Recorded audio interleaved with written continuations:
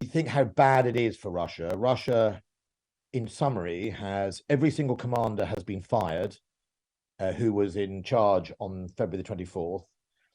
They've lost approximately 100,000 people, either dead, injured, deserted. They've lost probably approximately 7,000 armored vehicles, including 2,000 tanks.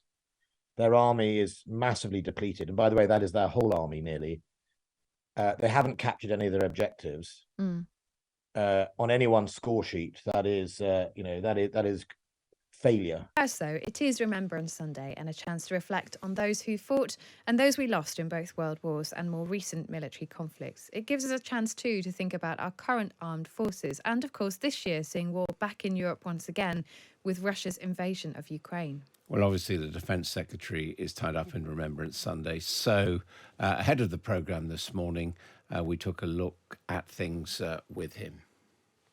I think it's, for me, where I reflect on the men and women I served with over nearly 30 years ago, both at home and in operational tours. And I think, some of them are still good friends. And I think you reflect on the losses, but also the times you had. And I think also what I always find as a constituency MP is it reminds you that war comes to everyone. And if you look at memorials up and down the country today, little villages, big cities like Preston, where I represent, will have the names of not just, one or two people, but potentially hundreds on them. And everyone gets touched by war.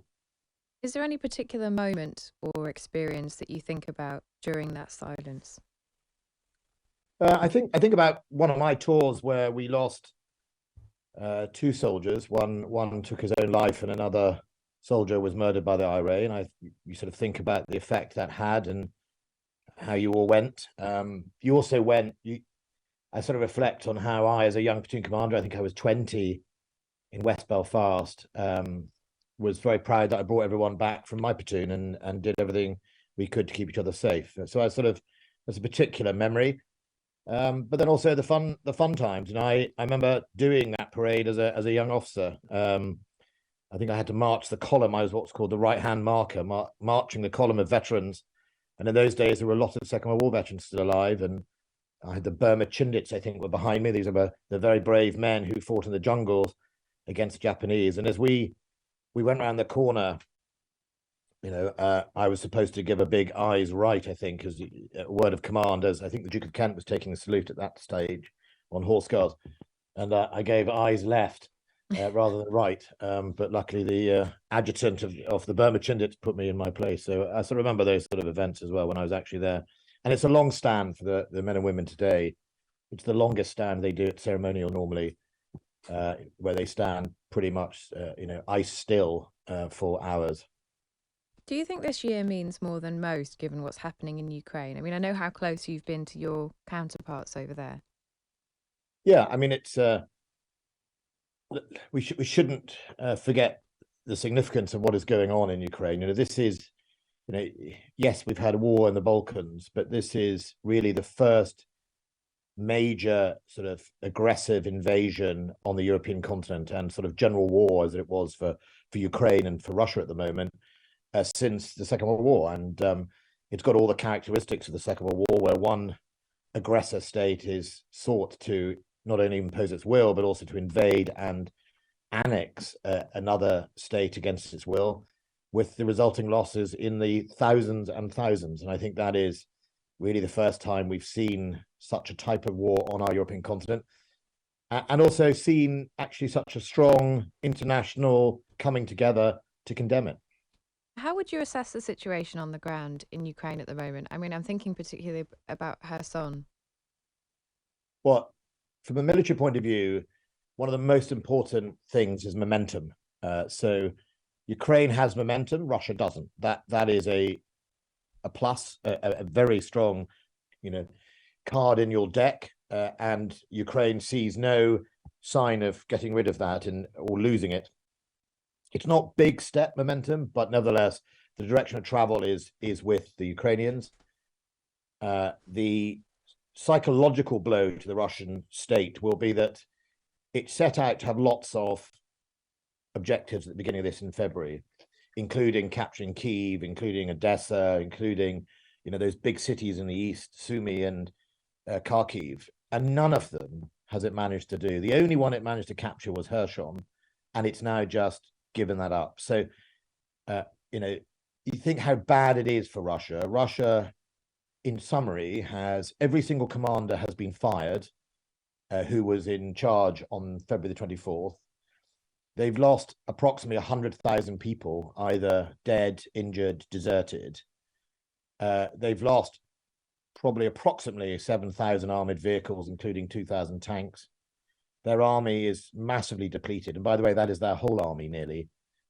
They haven't captured any of their objectives. On anyone's score sheet, that is failure. And Ukraine has taken back approximately 50% of the land that was taken in February 24 and is still going. So I think the momentum is with Ukraine.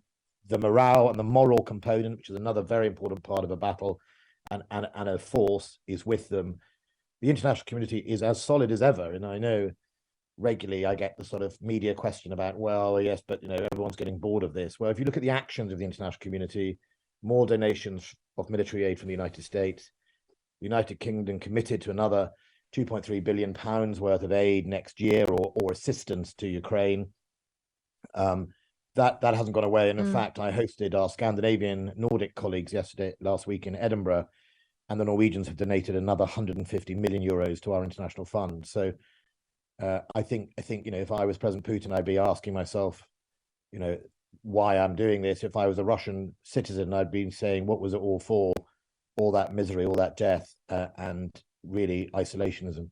Is it as simple as the Russians walking away from Kherson, though? Because some people suggest that there is an ulterior motive here, either that there is a move from Russia to say, okay, look, we've backed off, we will talk to you about a peace deal, but we keep what we've got, or that there could be something more sinister going on in that area on the ground at the moment.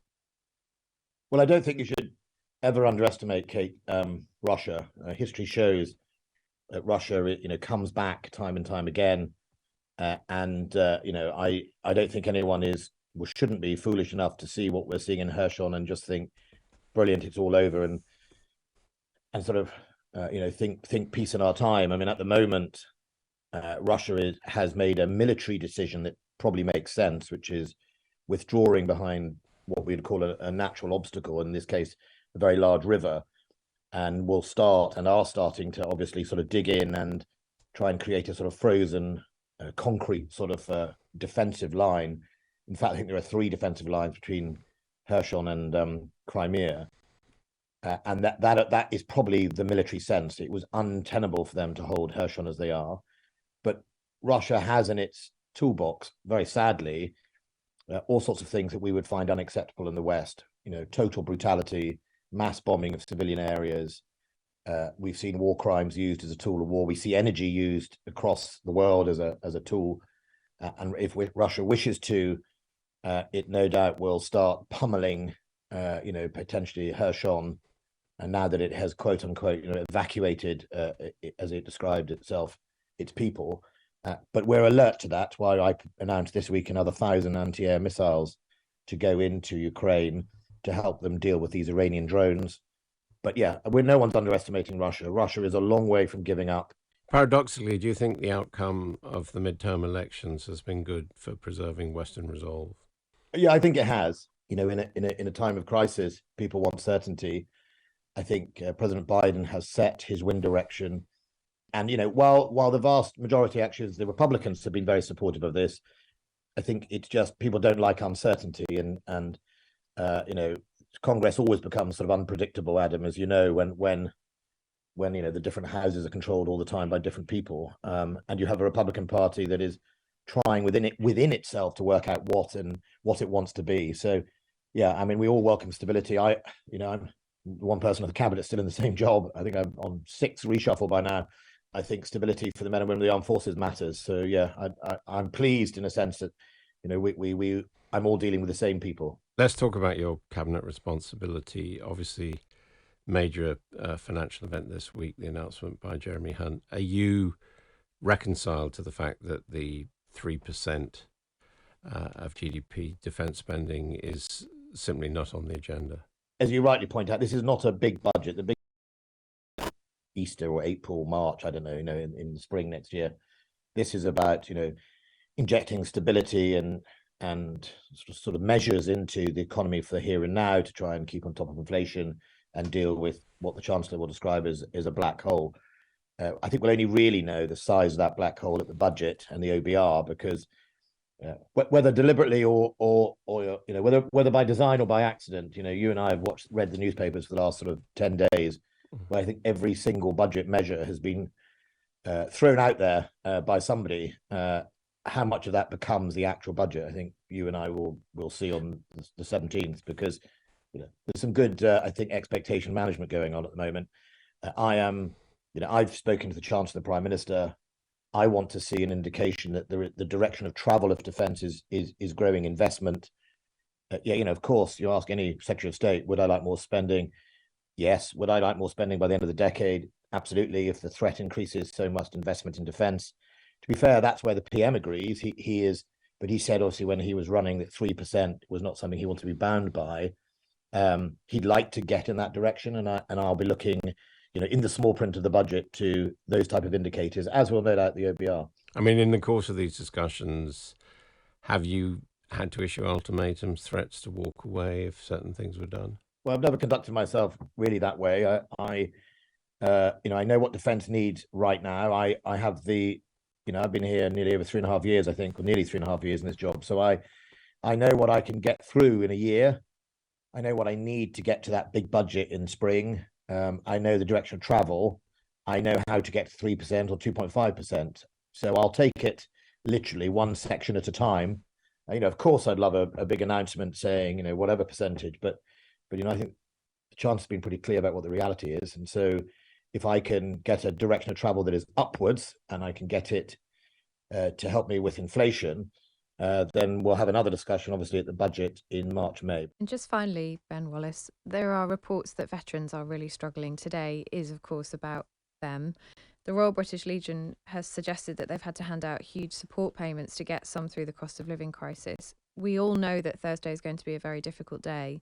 Do you think there is enough focus in government on veterans and how much difficulty they are facing at the moment? Yes. Look, every year at this time, the British Legion does an amazing job and reminds us of, the difficulties that veterans face.